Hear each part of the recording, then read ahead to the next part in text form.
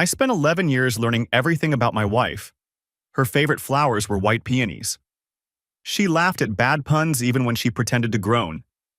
She took her coffee with oat milk, no sugar, and she always stirred it exactly 7 times. I counted once just to see if there was a pattern. There was. Nicole was a creature of habit, of routine, of predictable rhythms that I found comforting in a world that often felt chaotic. What I never learned was the sound she made when another man made her laugh. Until the night I walked into my own kitchen and heard it. It was a Friday in October, the kind of crisp autumn evening that makes you think about fireplaces and whiskey and settling in for the night. I was at Ryan Cooper's place for our weekly poker game. Same group of 4 guys who'd been shuffling cards together for 6 years. Ryan, Mitchell Brooks, Danny Lawson, and me. We'd seen each other through promotions and layoffs, through Ryan's second kid being born, through Danny's divorce and subsequent remarriage. Poker night was sacred. At least, it was supposed to be. Ryan was dealing the 3rd hand of the evening when his wife Julia came downstairs looking frazzled. Her face had that particular exhaustion that parents get when a child has been sick for 3 days straight. "Lily's throwing up again," she said, one hand already on Ryan's shoulder. "I need him. I'm sorry, boys." Ryan was already standing, pocketing his chips. "Rain check. Next week, my place. I'll supply the bourbon." "The good stuff?" Danny asked hopefully. "The adequate stuff. Don't push it." None of us complained. Sick kids trump poker. That's just the code. Mitchell started gathering the cards while I shrugged on my jacket, and Danny made a comment about maybe catching the end of the basketball game instead. I walked to my car and sat there for a moment, engine running, trying to decide what to do with my unexpected free evening. Then it hit me. Nicole had been saying she felt isolated lately, that I worked too much, that we didn't spend enough quality time together. "You come home, you eat dinner, you watch TV, you go to bed," she'd said last week, an edge in her voice. "It's like living with a very polite roommate." Well, here was a chance to change that. I'd pick up Thai food from that place she loved, pad Thai and spring rolls, her usual order, and surprise her. Maybe we'd open a bottle of wine, watch one of those romantic comedies she pretended to hate but always ended up crying at. I texted the restaurant to place the order. I didn't text Nicole. I wanted to see her face light up when I walked through the door with her favorite food and an unscheduled evening to spend together. That was my first mistake. The 15-minute drive to Ridgewood Hills felt shorter than usual.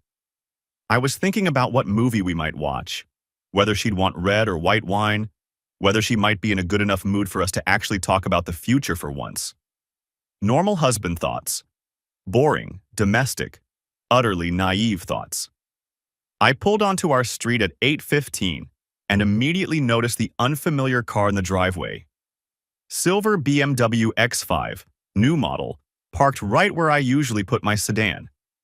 My first thought was innocent. Nicole has a friend over. Good. She needs more social time. I'd been encouraging her to reconnect with people, to build a life outside of our marriage. I parked on the street so I wouldn't block the guest. Gathered the Thai food containers, still warm, fragrant with lemongrass and basil. Walked up the path to my front door. Unlocked. Unusual. Nicole was paranoid about security. She'd grown up in a rough neighborhood before her family moved up in the world, and old habits die hard. She checked the locks 3 times before bed every night. Music drifted from somewhere inside. Frank Sinatra. The Way You Look Tonight. Our wedding song. I felt the first flutter of unease then, though I couldn't have told you why. Maybe it was the unlocked door. Maybe it was the unfamiliar car. Maybe it was something in the air itself, some warning signal that my conscious mind wasn't processing, but my body understood. I set the Thai food on the entryway table and followed the music toward the kitchen. The hallway seemed longer than usual, or maybe time was just doing that thing it does right before your life falls apart. Stretching out, giving you one last moment of ignorance before everything changes. The kitchen had been transformed. Candles flickered on the table, casting soft shadows across the walls. The good china, reserved for anniversaries and major holidays, caught the warm light. 2 wine glasses, one already half empty. A bottle of the expensive Merlot we'd been saving for our 12-year anniversary. And on the counter, a beef Wellington, cooling in its pan, golden brown and perfect. Nicole didn't even like cooking. She'd made beef Wellington exactly once, for my birthday 3 years ago, and complained about the effort for weeks afterward. "Never again," she'd said, scrubbing dishes with aggressive intensity. "That recipe took 6 hours and cost $40 in ingredients. Next year you're getting takeout." She was sitting at our kitchen table, her back partially to the doorway.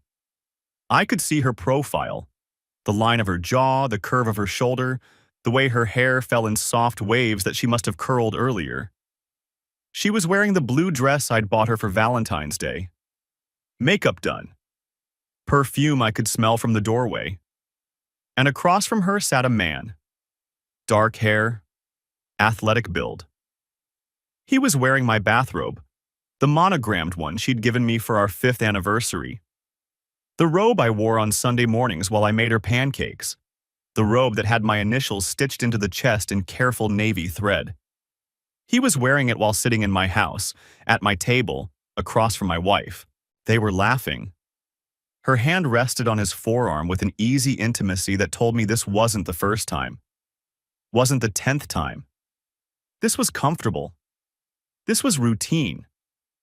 This was 2 people who had done this so many times that they'd stopped being careful. "I told you he'd never notice," the man said, and his voice had a lazy confidence that made my jaw tighten. "Guys like him are oblivious, too busy looking at spreadsheets to see what's right in front of them." Nicole giggled. Giggled, like a teenager, like someone I didn't recognize. "Poker night, like clockwork. Every Friday, same time, same place. We could do this forever." Forever. I stood completely still for 3 seconds. My brain did something strange. It detached from my body, floated somewhere near the ceiling, and observed the scene with clinical precision. There's my wife. There's a man in my robe. There's evidence of a long-term affair spread across my kitchen like a carefully staged photograph. Then I did the only thing that made sense. I pulled out my phone, opened the camera app, and started recording. 30 seconds. That's all I needed. I panned slowly across the scene.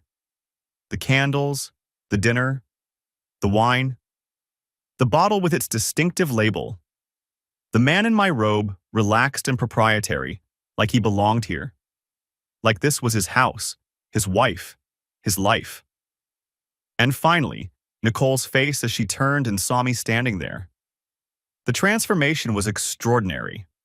The laughing, carefree woman disappeared in an instant, replaced by something frozen and hollow-eyed.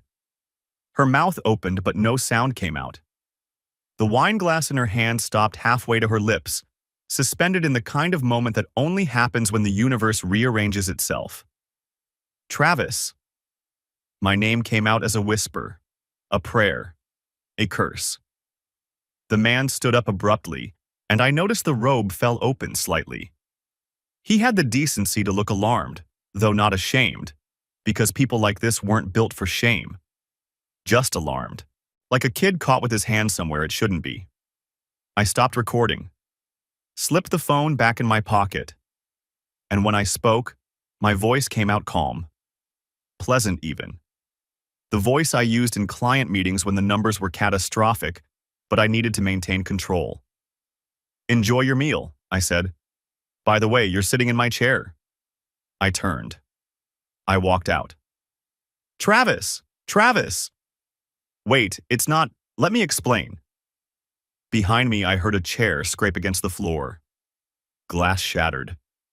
She must have knocked over her wine. Footsteps scrambled toward the hallway, desperate and uncoordinated. "Travis, please, just stop. Just let me—" I didn't look back. I got in my car. I drove away at exactly the speed limit because some part of my brain understood that getting pulled over right now would be inconvenient. My phone started buzzing before I'd left the neighborhood. I didn't look at it. My hands weren't shaking. My heart wasn't racing. I felt absolutely nothing. No rage, no grief, no desire to turn around and put my fist through that stranger's face. Just a vast, echoing emptiness where 11 years of marriage used to be. That terrified me more than what I'd just witnessed. I drove aimlessly for 20 minutes, running on autopilot while my conscious mind refused to engage with reality. Past the shopping center where Nicole and I had bought our first couch. Past the restaurant where we'd had our 5th anniversary dinner. Past the park where we'd talked about children, names we liked, futures we'd never have. Eventually, I found myself at a Marriott near the interstate, the kind of anonymous chain hotel where traveling salesmen sleep and affairs probably happen with depressing regularity. The irony wasn't lost on me. The desk clerk was a young woman with tired eyes and a perfunctory smile. One night? For now, maybe more. I'm not sure yet. She handed me a key card without comment. She'd probably seen this before. The dazed man checking in at 9 p.m. on a Friday with no luggage and no explanation. Part of the job. I paid with my personal credit card, not the joint account. It was my first strategic decision, and I made it without really thinking about it. Muscle memory from years of financial analysis. Protect your assets. Separate your resources. Prepare for worst-case scenarios. The hotel room was beige and forgettable. Generic art on the walls, generic bedspread, generic view of the parking lot. I sat on the edge of the bed and stared at the textured wallpaper for an hour. There was a subtle pattern in it, curving lines that repeated every 8 inches, and I traced them with my eyes, over and over, while my phone continued its silent seizure on the nightstand. 47 missed calls from Nicole, 23 text messages. I didn't want to read them, but I needed to document them. Evidence. Everything was evidence now. Please come home. It's not what you think. Not what I think. Classic. I saw a man in my bathrobe at my table, eating dinner with my wife on our wedding china, while Sinatra played in the background. What exactly am I misinterpreting here, Nicole? Is there a completely innocent explanation for a strange man wearing my clothes in my kitchen while you serve him beef Wellington? I can explain everything. Can you, though? Can you really? Because I'd love to hear you try.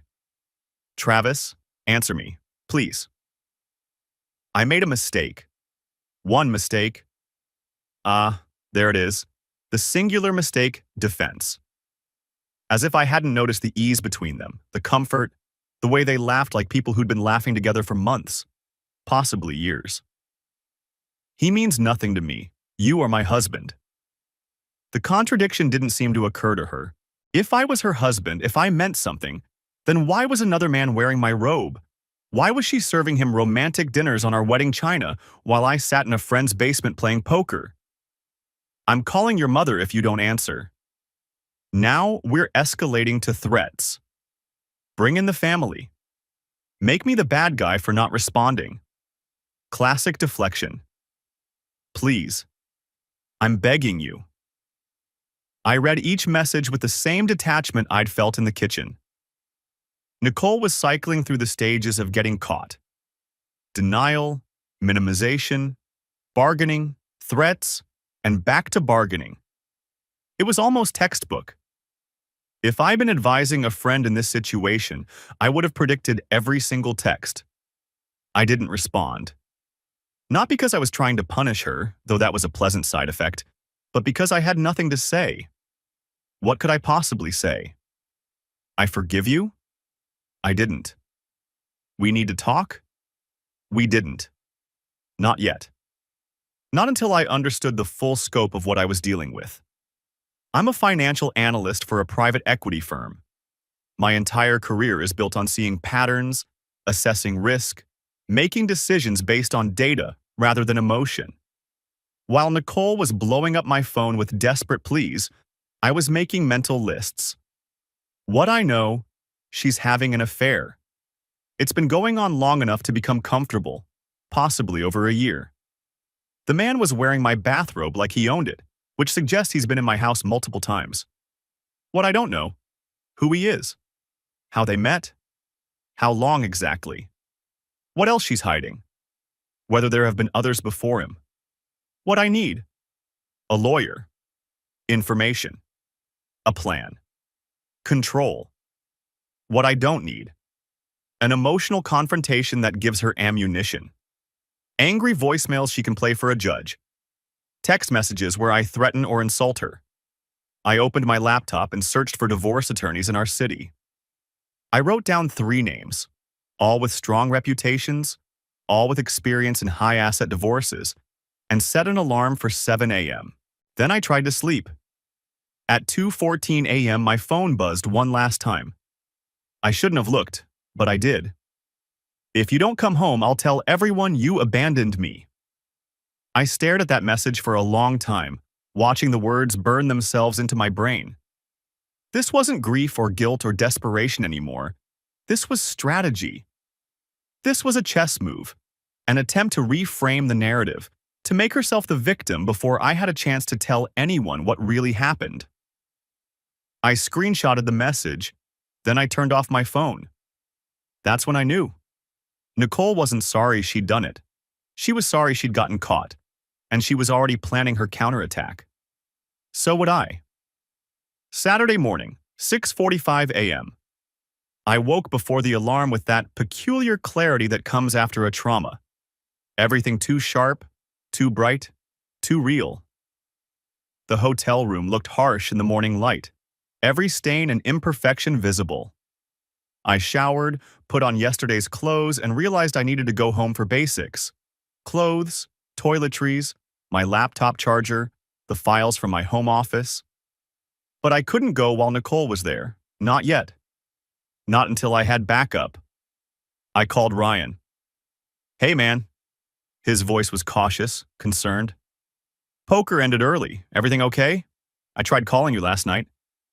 Something happened. I heard my own voice, steady and flat. "Can I stay with you for a few days? I need somewhere to regroup." 3 seconds of silence. Then, "Whatever you need. Julia's making breakfast. Get over here." I drove to Ryan's house, that familiar route I'd taken 100 times for poker nights and barbecues and birthday parties.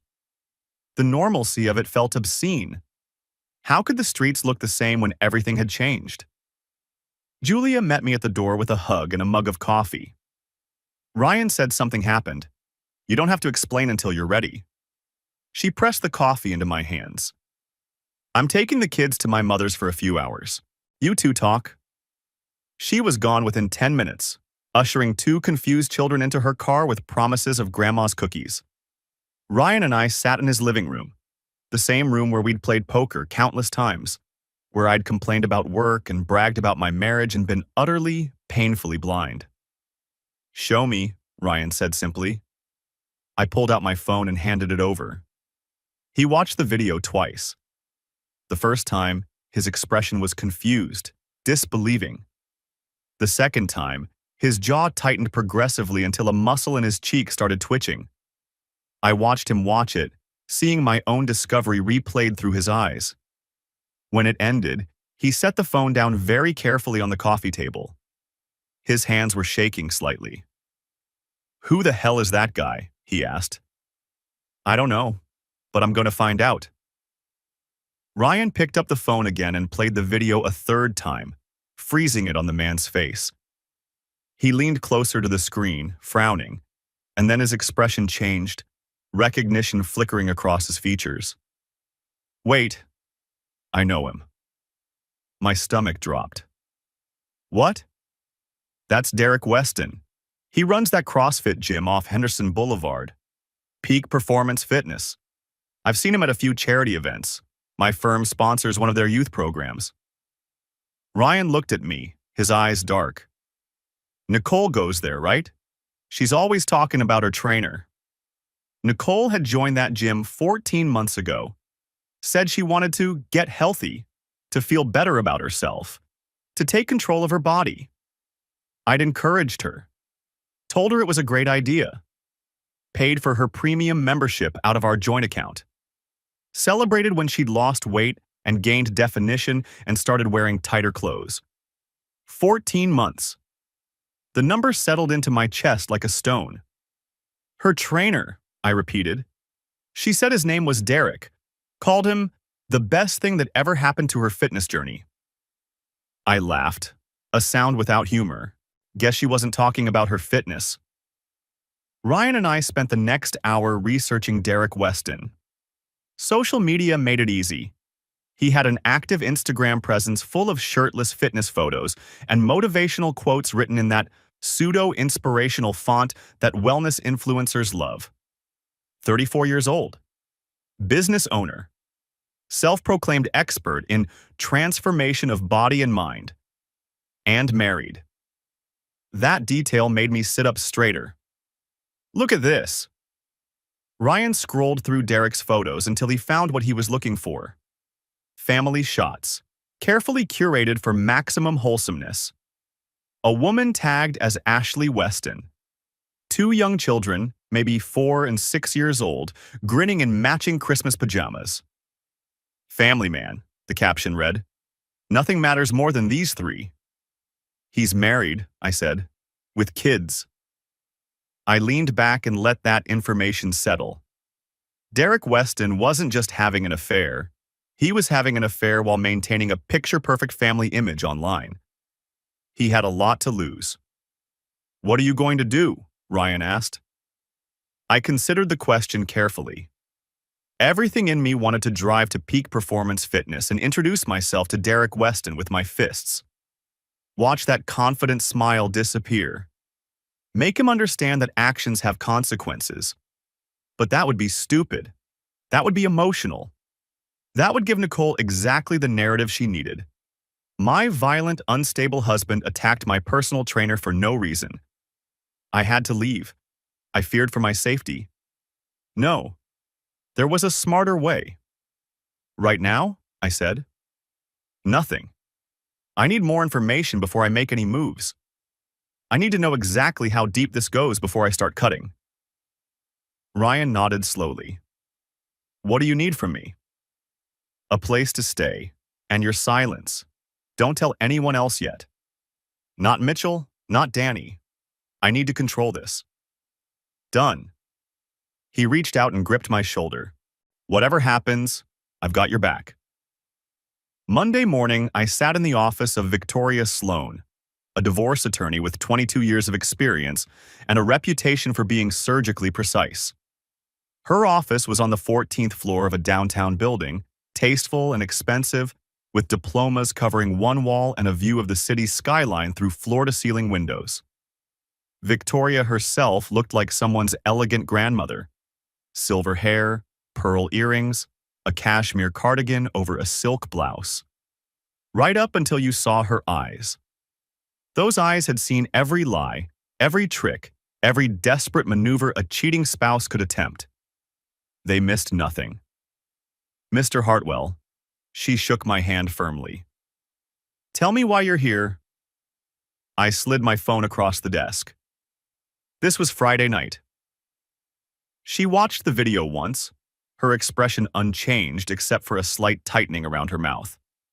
When it ended, she set my phone down with the same deliberate care Ryan had used. Tell me about your marriage, she said. Length, children, assets, everything relevant. 11 years, no children. I paused, feeling the old ache. We tried for the first 5 years. Nothing worked. The doctors never found anything wrong with either of us, but Nicole blamed me. Said I was too stressed, too focused on work, too emotionally unavailable. Eventually, we stopped trying. Victoria made a note. Assets? The house is in both names. Joint checking and savings accounts. My 401k, which is substantial. I've been contributing the maximum since my 20s. She has a small inheritance from her grandmother, maybe $50,000, kept in a separate account. I encouraged that. Thought it was healthy for her to have something that was just hers. Prenup? Yes. I felt a grim satisfaction saying it. Nicole's father insisted on it before the wedding. He was worried about protecting her inheritance, making sure a divorce couldn't touch the family money. We hired lawyers, negotiated the terms, signed it 6 months before the ceremony. Victoria's eyes sharpened. Tell me about the infidelity clause. Standard language from what I remember. I didn't want it, thought it was unromantic, though we'd never need it. But Nicole convinced me to sign anyway, said her father wouldn't walk her down the aisle without it. Victoria smiled, and it wasn't a kind smile. It was the smile of a chess player who's just seen checkmate. Mr. Hartwell, your wife just handed you the keys to the kingdom. She explained the prenup's implications in detail.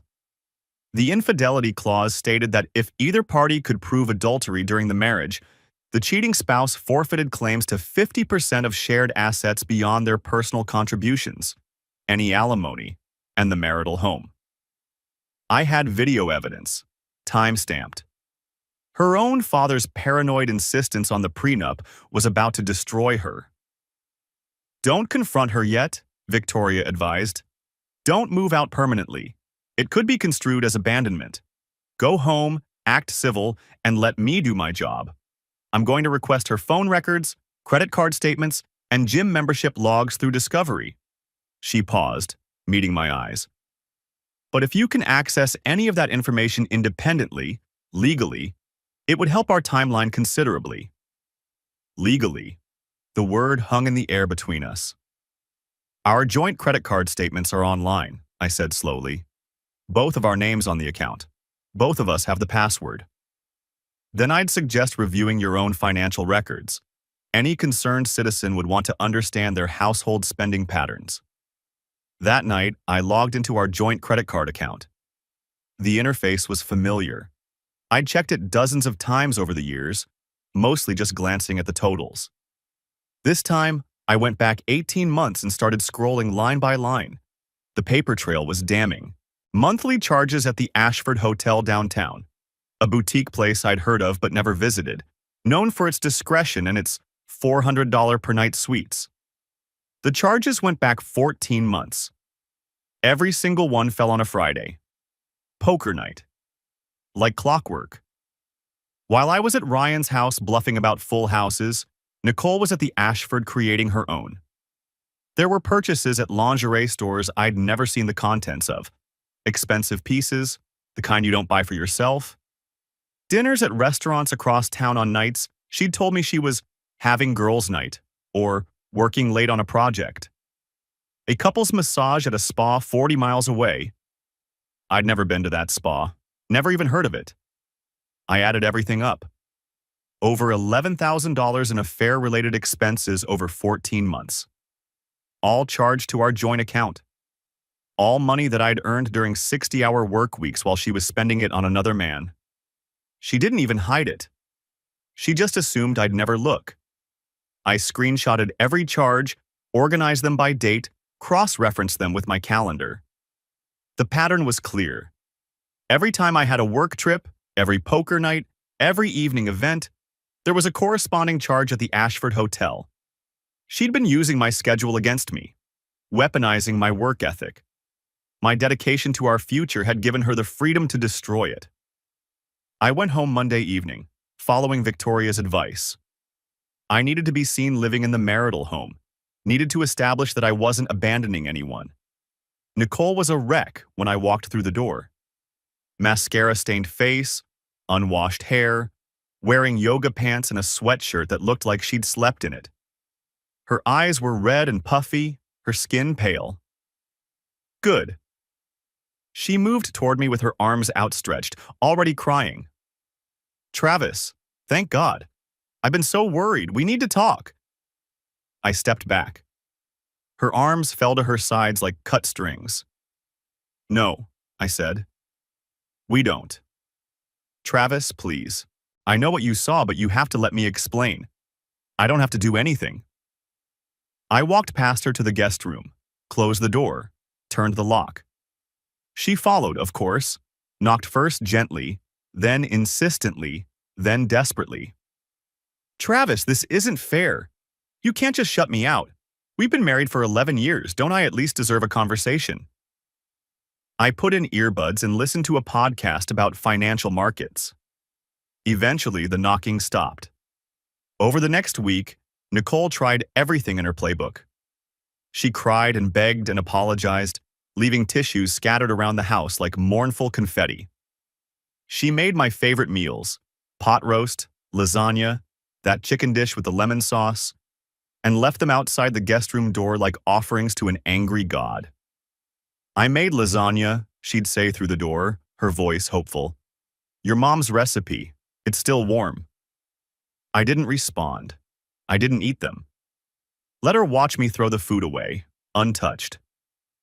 She slid notes under the door, pages torn from her journal filled with promises and pleas. "I love you. I made a terrible mistake. I'll do anything to fix this. Please just look at me." I collected the notes without reading them. More evidence for Victoria. Eventually, when none of that worked, Nicole got angry. "You're being cruel," she shouted through the door on Wednesday night. "You won't even let me explain. Don't you think I deserve a chance to explain?" I opened the door just wide enough to see her tear-streaked face. "There's nothing to explain, Nicole. I saw what I saw. It was a mistake. One time. I was lonely and you're never here, and he was—" "The credit card statements go back 14 months, I said, and watched her face go pale. "The Ashford Hotel, every Friday. While I was at poker, you were across town with him." Whatever story she'd been constructing in her head, it didn't account for documentation. I could see her recalculating, trying to find a new angle. "That's not— You don't understand the context." "I understand perfectly." I closed the door, turned the lock. "Good night, Nicole." She slammed her palm against the wood hard enough to shake the frame. "You can't just shut me out. We're supposed to work through things. That's what married people do." I put my earbuds back in. The following Thursday, I had dinner with the poker group minus Ryan, who already knew everything. Mitchell and Danny met me at a steakhouse downtown, a place we'd been coming to for years, celebrating promotions and commiserating about losses. "You look rough, man," Danny said when he saw me. "Everything okay?" "No." I ordered a whiskey before I said anything else. Then I told them what had happened. Showed them the video on my phone, the sound turned low so only we could hear it. Danny watched with his hand over his mouth, like he was trying to hold something in. "Jesus, Travis, I'm so sorry. I don't even know what to say." Mitchell's reaction was different. He looked uncomfortable. Too uncomfortable. His eyes kept sliding away from mine, and his hands were doing that thing they did when he was bluffing badly at poker, tapping against his thighs in an irregular rhythm. I filed it away, finished my drink, made small talk about the upcoming football season and a project at work, said my goodbyes. Then I waited in the parking lot until Mitchell came out alone. "Mitchell." He froze with his keys in his hand. "Yeah? Hey, I was just heading out." "What do you know?" "What do you mean? I don't—" "Your tell is showing." I stepped closer, and he stepped back until his spine hit his car door. "You knew something before tonight? The way you watched that video, you weren't surprised. Just uncomfortable. What do you know?" His face crumpled. "I saw them together 3 months ago, at a restaurant across town, that Italian place near the river. I was there with my sister for her birthday, and I saw Nicole in a booth with a man. They were close." Laughing, he kissed her hand. "And you didn't tell me?" I didn't know what to do. His voice was pleading. "She saw me see her, and she came over later when my sister was in the bathroom. Told me he was her personal trainer, and they were discussing her fitness plan. She said it was completely innocent. She'd explain everything to you, but I should mind my own business." He swallowed. I convinced myself she was telling the truth. I didn't want to start drama. I didn't want to be wrong. "You've known for 3 months and said nothing." "I'm sorry. I'm so sorry. I didn't know how to—" "We're done," I said. Leave. His face went through several emotions: shock, guilt, desperation. Travis, come on. I made a judgment call. I was trying to be careful. I was trying not to accuse your wife of something without proof. You had proof. You had what you saw with your own eyes, and you chose comfort over honesty. I stepped back. We're done. Don't call me.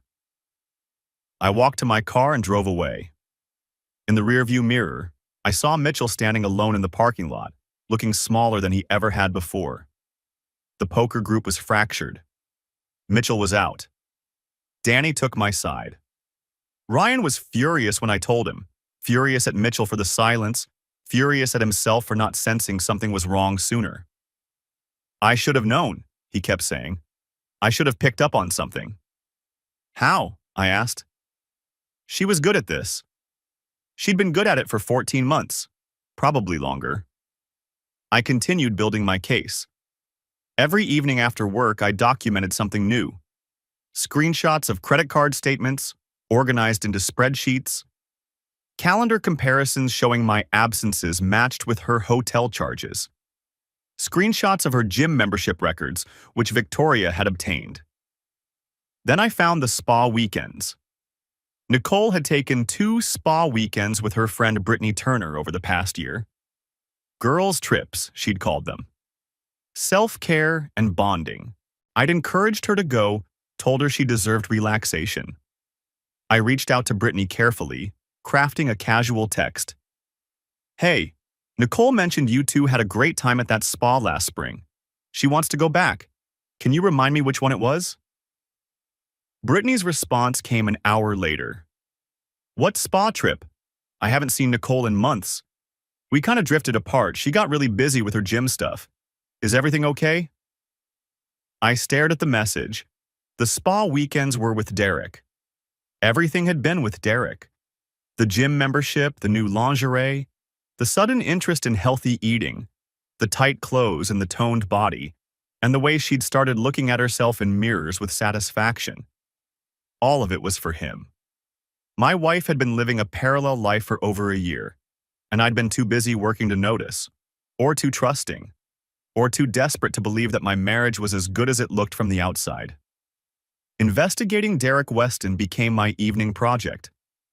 I didn't just want to divorce Nicole, I wanted Derek to face consequences too. He'd walked into my home, worn my robe, eaten dinner on my wedding china, and laughed about how oblivious I was. That required a response. I researched his business exhaustively.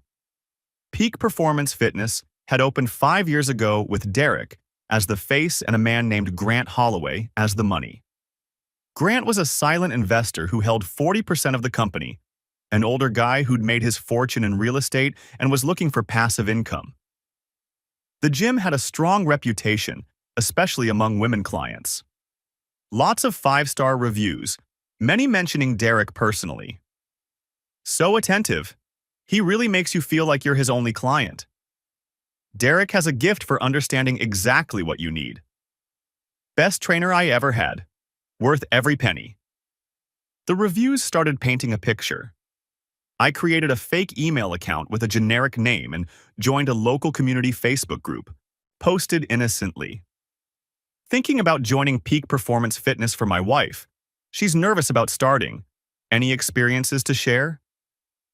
Most responses were positive. Great equipment, friendly staff, amazing results. But 2 women messaged me privately. Be careful, the first one wrote. The owner gets very friendly with female clients. I left after he got too personal. I'm only telling you this because I wish someone had told me, the second one wrote. Derek Weston hit on me repeatedly.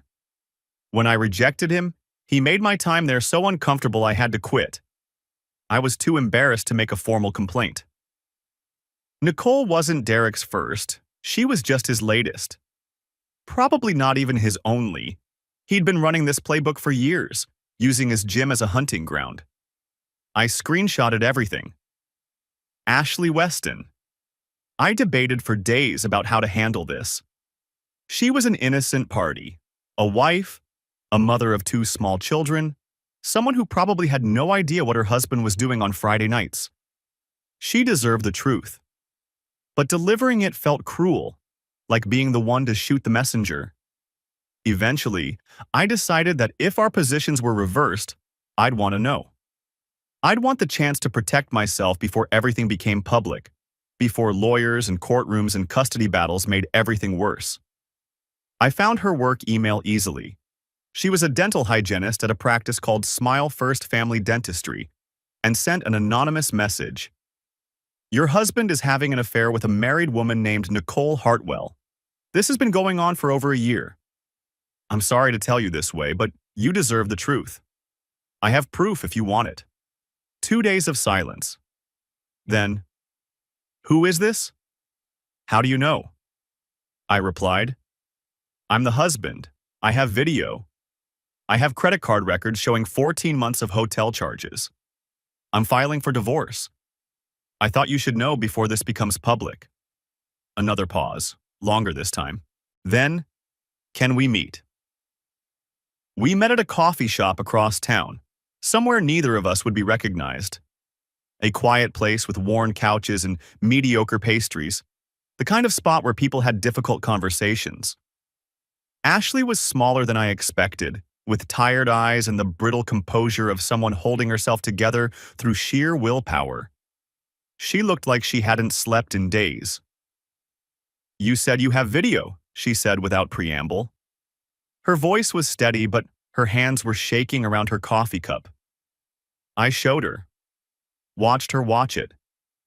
Watched the way her face tightened and then went carefully blank. That's definitely Derek, she said finally. That's the robe I bought him for Christmas 2 years ago. I'm sorry, she laughed, a hollow sound. I knew something was wrong. The late nights at the gym. The phone calls he took in another room. That look on his face when a text came through. She set down her coffee. I've been documenting things myself for months. Unexplained charges. Mileage on his car that didn't match his schedule. But I never had proof. Just suspicions. Has this happened before? Twice that I know of. Once 4 years ago, once 2 years ago. Both times he swore it was a mistake. Swore it would never happen again. Promised to go to counseling. She met my eyes. I stayed for the kids. They're only 4 and 6. I told myself they needed their father. That's not stupid, I said. That's human.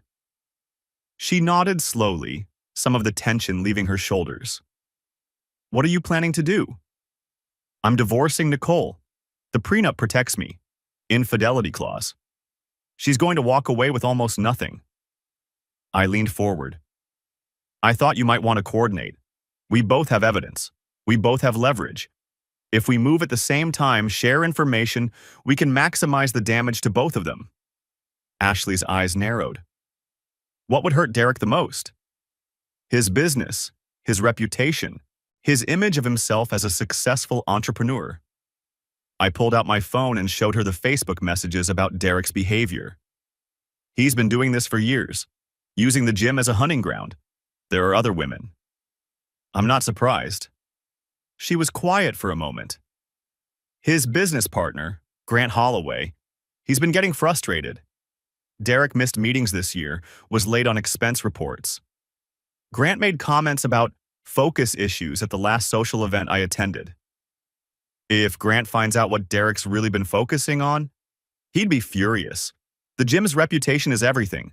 Their brand is transformation, mind, body, spirit. She laughed bitterly. What a joke. We talked for 2 hours, sharing information and planning strategy. By the end, Ashley had given me something invaluable. Access to Derek's business email password. He used the same one for everything. She'd figured it out years ago during his first affair, when paranoia had driven her to snoop. I never used it, she said. Part of me didn't want to know for sure. But now, she wrote the password on a napkin and slid it across the table. In Derek's emails, I found exactly what I needed. Flirtatious messages with at least 3 other current clients, full of innuendo and compliments that no professional trainer should be sending. Complaints from Grant Holloway about Derek's boundary issues and unprofessional conduct. And a warning email from Grant dated 6 months ago. This is your last warning. If I hear one more complaint about you crossing lines with clients, I'm exercising my buyout clause. Get your act together. Derek's business was already on shaky ground. All it needed was one more push. Victoria filed for divorce on my behalf 3 weeks after the discovery. She requested an emergency hearing to freeze assets, citing evidence of financial impropriety and the likelihood that the opposing party would attempt to hide or dissipate marital funds. Nicole was served at home on a Wednesday afternoon. I was supposedly at work, but I'd told my assistant I had a dental appointment and parked down the street instead. I watched through my car window as the process server walked up our front path. Nicole opened the door in her bathrobe. She'd stopped getting dressed most days, apparently, and took the envelope with a confused expression. I watched her tear it open, read the first page, then the second. Then she threw the papers across the room and screamed, a raw, primal sound I could hear even through my closed car windows. She collapsed against the doorframe, sliding down until she was sitting on the threshold, the papers scattered around her like fallen leaves. I started my car and drove away, feeling something that might have been satisfaction, or might have been grief. Hard to tell the difference sometimes. Nicole hired a flashy attorney named Bradley Kane, the kind of guy who wore expensive suits and called everyone buddy and billed $400 an hour. He tried every trick in the book: delays, extensions, motions to dismiss. But Victoria had the prenup, the video, and the financial records. Kane's maneuvering couldn't change the facts. My client is willing to negotiate a reasonable settlement, Kane said during a phone conference I was allowed to observe. There's nothing to negotiate, Victoria replied, her voice pleasant but firm. The prenup is airtight. The infidelity clause is clear. Your client can accept the terms as written, or we can go to court and she'll receive even less. Desperate, Nicole tried a different strategy. She started telling mutual friends that I was emotionally abusive and controlling, that she'd had to seek comfort elsewhere because of my cruelty, that she was the real victim here. Some friends believed her. People who only knew us casually, who'd never seen us interact beyond polite dinner party conversation. They posted supportive comments on her social media, offered to let her stay with them, told her how brave she was. Others didn't believe her. People who'd known us for years, who'd been to our house for Thanksgiving and New Year's Eve, who'd seen me clean up after her parties and rub her feet when she was tired. My mother called, distressed. Travis, Nicole said you used to scream at her, that you made her feel worthless, that she was afraid of you. Mom, I kept my voice steady. You've had dinner at our house 100 times. You've seen us together at Christmas, at Easter, at every family event for 11 years. Have you ever, even once, seen me raise my voice? A pause. No, never. You're the calmest person I know. Have you ever seen me treat her with anything other than respect? No. I always thought you were a wonderful husband. Maybe too wonderful. I used to worry she took you for granted. Her voice hardened. Why would she lie about this? Because she got caught, and she needs a villain that isn't her. I didn't engage with Nicole's narrative publicly. I didn't post angry rebuttals on social media, didn't send mass emails to our friend group, didn't try to convince anyone of anything. Instead, I let the evidence speak. I sent the video, privately, discreetly, to Nicole's parents. I included the credit card statements showing 14 months of hotel charges. I added no commentary. Just facts. Just documentation. Nicole's father called me that night. His voice was ragged with grief and fury. How could she do this to you? We raised her better than this. We taught her about loyalty, about commitment. Travis, you treated her like a queen. I know, I said. I'm sorry to hurt you with this information, but I thought you deserved the truth. Don't you dare apologize.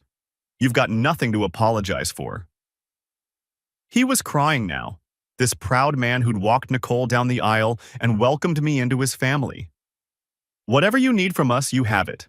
Character witnesses, financial records, anything. Nicole's parents took my side. Her mother stopped speaking to her entirely, wouldn't answer calls, returned letters unopened. Her father sent one final message.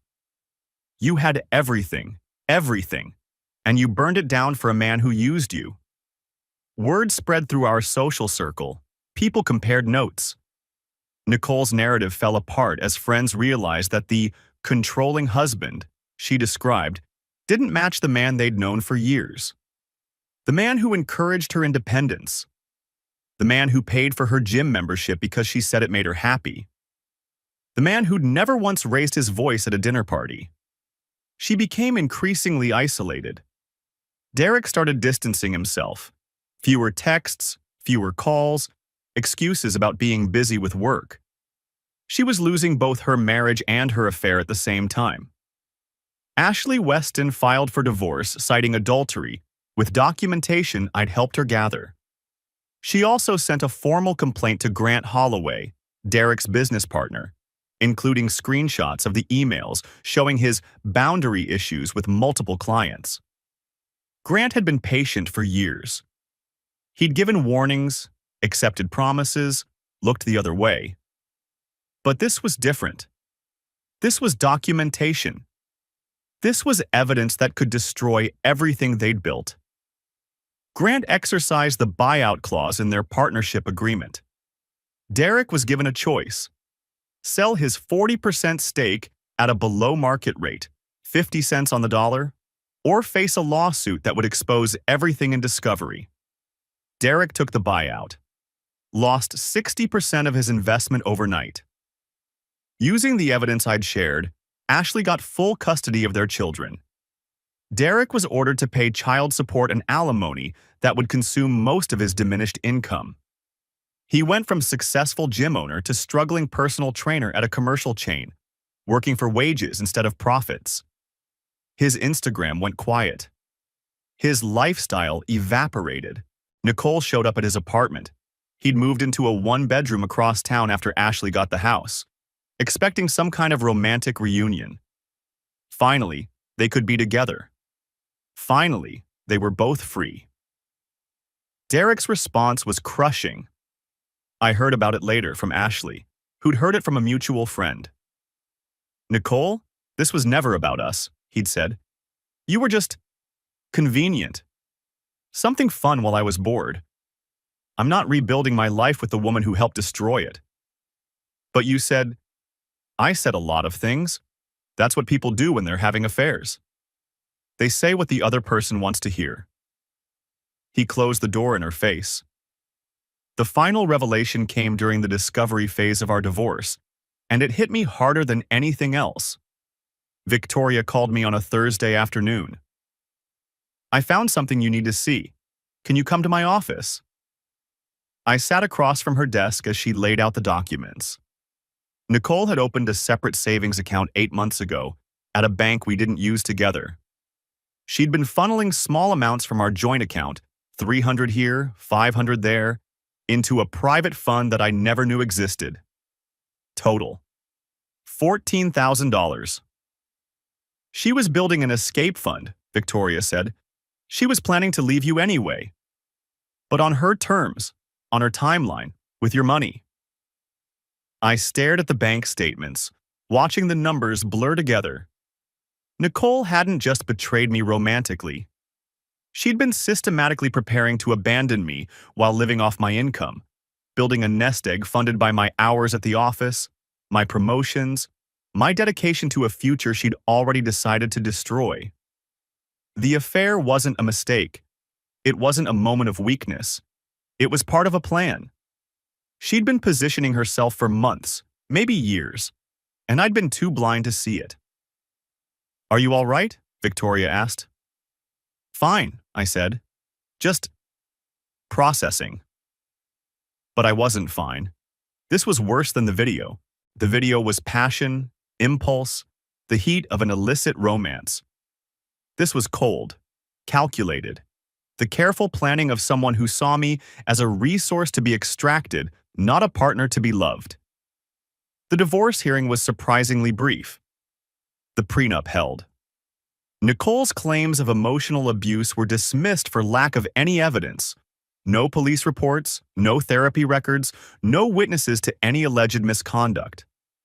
Multiple friends and family members testified instead to my calm demeanor and respectful treatment of my wife.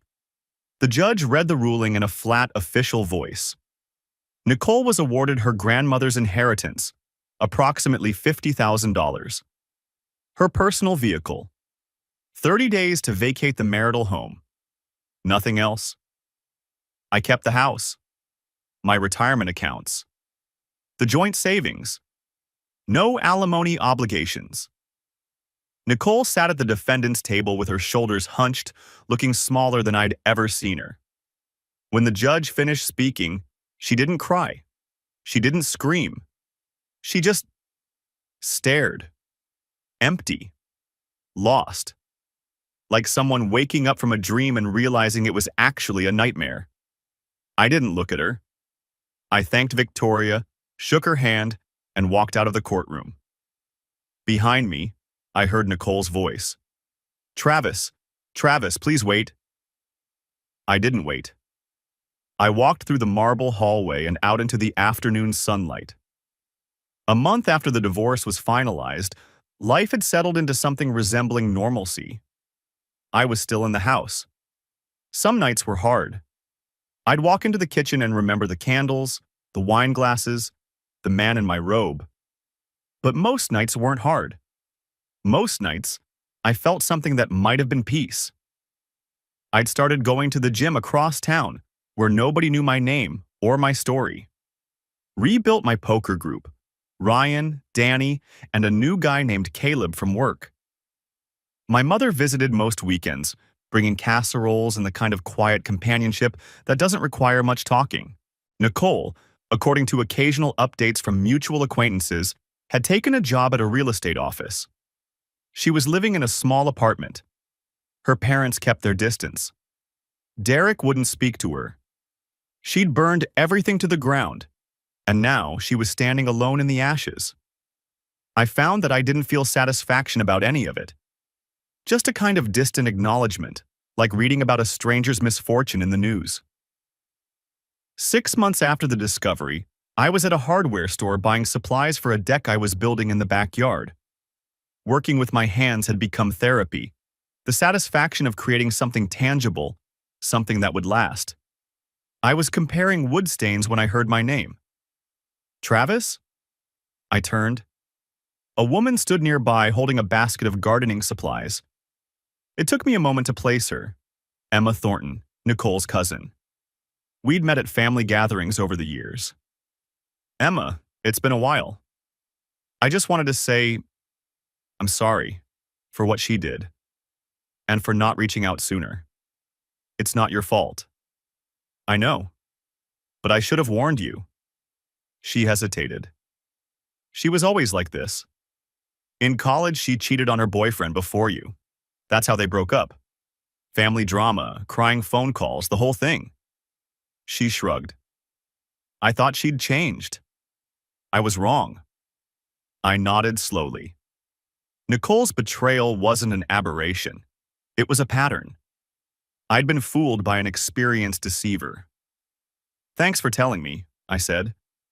She walked away, and I stood there letting the truth settle into its final shape. That Friday, I hosted poker night for the first time since everything happened. Ryan arrived with bourbon. Danny brought chips and salsa. Caleb showed up with a new deck of cards. And Danny brought his sister Harper, who'd recently moved to town and claimed to be a killer at Texas Hold'em. She wasn't kidding. Within 2 hours, she'd taken most of my chips with a bluff so audacious I couldn't be mad. "You've got tells," she said, grinning. "Your left eyebrow twitches when you're bluffing." "It does not." "It absolutely does." She stacked my chips with satisfaction. I'll teach you to fix it. For a price. What price? Buy me dinner next week. I looked at her.